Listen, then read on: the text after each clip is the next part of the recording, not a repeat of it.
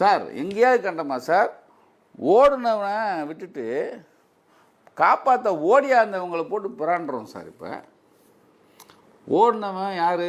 41 கொலையை பண்ணிட்டு ஓடினவன் விஜய். ஓடியா இருந்தவன் யார்?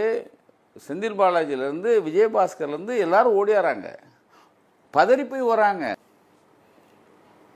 இத்தனை கொலைகளை பண்ணிட்டு ஒருத்தன் ஓடுவான், ஒருத்தன் பதற மாட்டான். ஏய் வேணாண்டா, இந்த கட்சி வேணாம், ஒரு இலை வேணாம், கலைச்சிடண்டா, ஏன்டா இப்படி செத்து போனீங்கன்னா என்னடா ஆகிறது அப்படின்னு ஒருத்தன் பண்ணணும் சார். அவன் இல்லை, ஓ நீங்கள் நீங்கள் டிரான்ஸ்ஃபார்மரில் ஏறுங்கடா அப்படின்னு சொல்கிற தலைவன் சார். அவன் சொல்கிறீங்கன்னு வருத்தப்பட்டுக்காங்க. ஏன்னா இவனை இதை விடலாம் மரியாதை சொல்ல முடியாது. 41 பேர் செத்த பிறகும் ஆளை இவன் கொன்ன பிறகும் இன்னமும் கல்லூலித்தனமாக நிற்கிறானே, நான் பண்ணது கரெக்டுங்கிறானே, வெற்றி பயணம் தொடருங்கிறானே. அப்போ என்ன 41 மறுபடியும் எடுத்துகிட்டே போகிறான் சார். விலங்கு போட்டு தூக்கிட்டு போகணும் சார் அவனை. ஏன் எந்த கொள்கையும் இல்லாமல் உனக்கு என்னடா கொள்கைன்னு கேளுங்க. சட்டையை பிடிச்சிங்க வாடா நாயை, கொள்கையை சொல்கிறா சொல்லுங்கள்.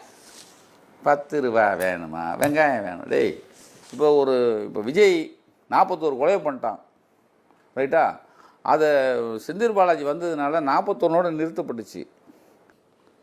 விஜய் பிடுங்குவார், விஜய் உங்களுக்கு நொட்டுவாருன்னா அதுக்கு நீ என்ன பண்ணான்னு சொல்லலாமா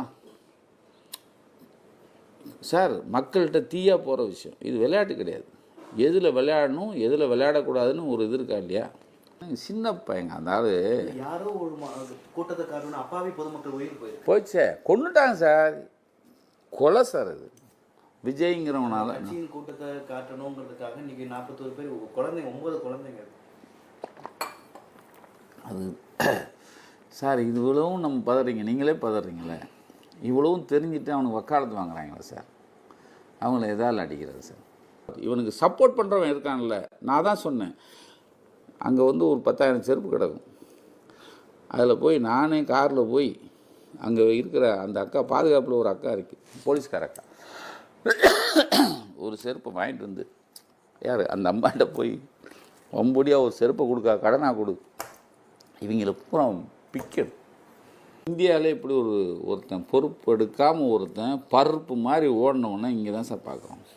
இங்கே அதாவது ஒருத்தன் இப்படி நடக்குன்னு தெரிஞ்சு ஒருத்தன் வரான்னா போலீஸை ஈஸியாக போட்டு போலீஸ் பாதுகாக்க விட்டுச்சு. நீங்கள் உங்கள் இஷ்டத்துக்கு நீங்கள் தாலி 10 ஊர்லேருந்து ஆட்களை தூக்கிட்டு வருவீங்க. இன்னமும் சொல்கிறேன், மனசாட்சி இருக்கிறவன் இந்த 41 கொலை செஞ்சது விஜயா இல்லையா? ஒரு NDTVயா ஒருத்தர் தலையில் துண்ட போகிறாரு, கொல்லணும் சார். அவங்கள வெட்டியிருக்கணும். நீங்கள் யாரையும் மதிக்கிறது இல்லை. நீ மதித்தாலும் நீ உங்கள் அப்பா அம்மா மதிக்கணும். உங்கள் வீட்டில் யாரையும் மதித்தா தானே அவன் மதிப்பான்.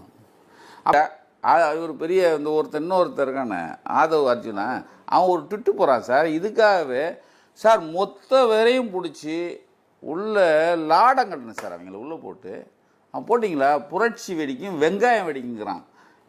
நீ முதல்ல யார்?